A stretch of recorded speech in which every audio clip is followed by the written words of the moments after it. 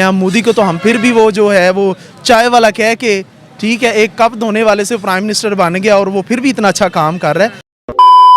IT industry में ना India हमसे बहुत ज़्यादा आगे है। 300 जंगें तो बाद की बात है। हमारे जो साबिक आर्मी चीफ है ना, उन्होंने मीडिया के सामने ये बयान दिया कि हमारे तो टैंकों में तेल ही कोई नहीं है।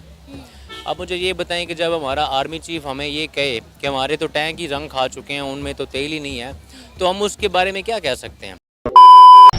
इंडिया ने आईटी में सबसे ज़्यादा ध्यान दिया है। उन्होंने प्रेफर सबसे ज़्यादा आईटी को किया, जिसकी वजह से उनकी डेमोक्रेसी, इस्टेब्लिशमेंट, हर चीज़ उनकी ग्रोथ कर रही है। हर लेवल में वो हमसे आगे हैं। नमस्कार दोस्तों, क्या हाल है? होप करता हूँ कि आप ठीक होए और स्वागत करता हूँ आपका हिंदुस्तान डॉट में। तो दोस्तों, आज के वीडियो में हम देखने वाले हैं पाकिस्तानी पब्लिक के रिएक्शन।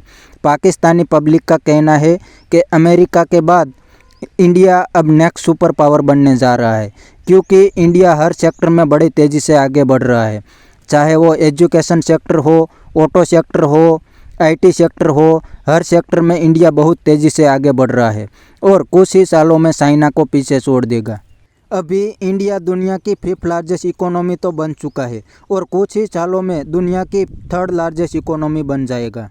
तो दोस्तों, बिना टाइम वेस्ट किए वीडियो को स्टार्ट करते हैं और पाकिस्तानी पब्लिक के रिएक्शन देखते हैं। अगर आप नए हैं तो पहले चैनल को सब्सक्राइब कर लीजिए। प्राइम मिनिस्टर नरेंद्र मोदी ने कहा है कि तीसरी बारी भी उन्हीं की है। एक ऐसा हुक्मरान जो कि 140 करोड़ इंडियन को रिप्रेजेंट कर रहा है और 10 साल उनको पूरे होने वाले, अगले 5 साल भी उनके। क्या कहेंगे इंडिया की डेमोक्रेसी के बारे में? जी, बात ये है कि अगर वो इंडियन के लिए फ़ायदेमंद हो रहा है, अगर उनका प्राइम मिनिस्टर इतना अच्छा है कि जितनी यंग जनरेशन है उनके लिए जो जॉब्स हैं वो अवेलेबल हैं, ठीक है, स्टडी के लिहाज से। अब हमारे पाकिस्तान में जो है रटालाइजेशन सिस्टम है, हम एफएससी कर लेते हैं, बीएससी कर लेते हैं, लेकिन आगे जैसे ही जाते हैं तो कोई नौकरी नहीं मिलती।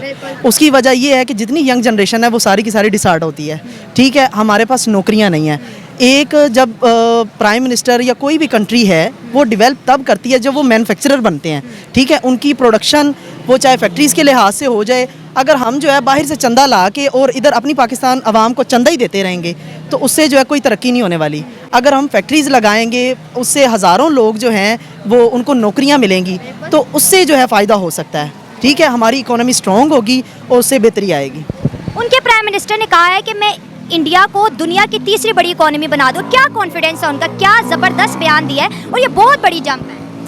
जी, मैं समझता हूँ कि इंडिया की आवाम के लिए प्राइम मिनिस्टर मोदी जो है वो काम कर भी रहे हैं, ठीक है, क्योंकि उनके लोग जो है बढ़ चढ़ के सामने आ रहे हैं। उसकी वजह यही है कि इकोनॉमी स्ट्रॉन्ग हो रही है, उनका प्रोडक्शन लेवल हर लिहाज से, हमारी मल्टीनेशनल कंपनीज जितनी भी पाकिस्तान के अंदर हैं वो इतना कोई ऐसा काम नहीं कर रही और प्रॉफिटेबल कोई साबित नहीं हो रहा।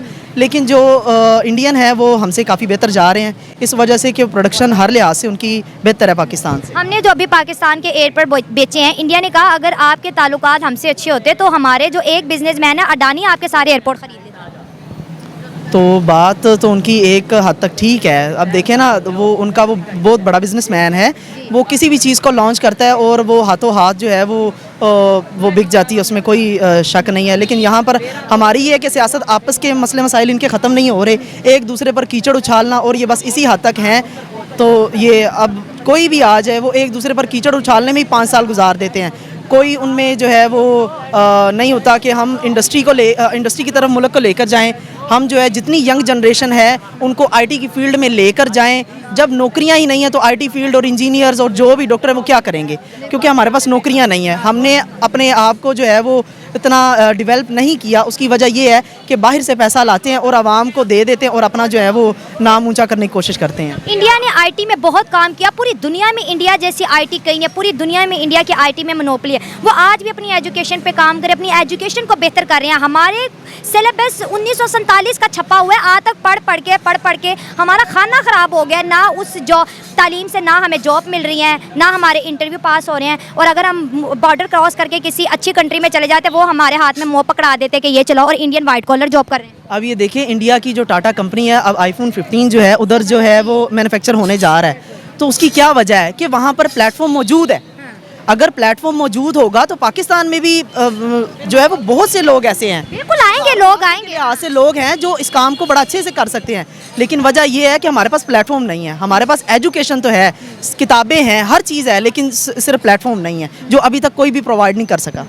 क्या आपको वजूहात लगती हैं कि हमारा जो हमसाया मुल्क है, इंडियन भी हमारे भाई हैं, हमें उनकी खुशी पे हम उनको कॉन्ग्रेचुलेट करते हैं, वो इतना आगे चले गए, हम उनसे 100 साल पीछे क्यों रह गए, क्या वजह है?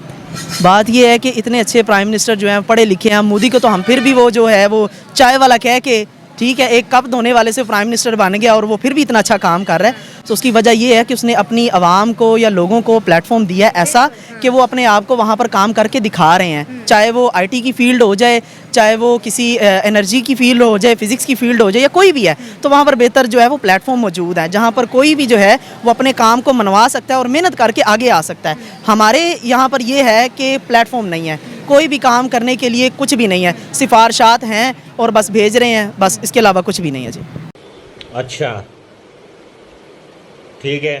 तो दोस्तों ये था पाकिस्तानी पब्लिक का रिएक्शन। पाकिस्तानी पब्लिक ने भी बिल्कुल सही बताया कि इंडिया कुछ ही सालों में नया सुपर पावर बनने जा रहा है, क्योंकि इंडिया हर सेक्टर में बड़ी तेज़ी से आगे बढ़ रहा है। और दूसरी बात पाकिस्तानी ने ये बताई कि पाकिस्तान कभी भी आगे नहीं बढ़ेगा, क्योंकि पाकिस्तान में आर्मी का राज है। आर्मी जो भी कहती है वो ही देश में होता है, और आर्मी और पॉलिटिशियन दोनों मिलके देश का सब कुछ खा गए हैं। और तीसरी बात पाकिस्तानी ने यह बताई कि इंडिया में एक स्ट्रॉन्ग डेमोक्रेसी है और पॉलिटिकल स्टेबिलिटी है। पाकिस्तान में तो ना तो डेमोक्रेसी है और ना पॉलिटिकल स्टेबिलिटी है। हर 2-3 साल के बाद प्राइम मिनिस्टर चेंज होता है, इसीलिए बाहर से पाकिस्तान में कोई इन्वेस्ट भी नहीं करता। तो बस दोस्तों ये था पाकिस्तानी पब्लिक का रिएक्शन। आपको ये वीडियो कैसा लगा? अगर वीडियो पसंद आया है तो वीडियो को लाइक शेयर कर दीजिए और चैनल को सब्सक्राइब करना मत भूलिए। Thank you.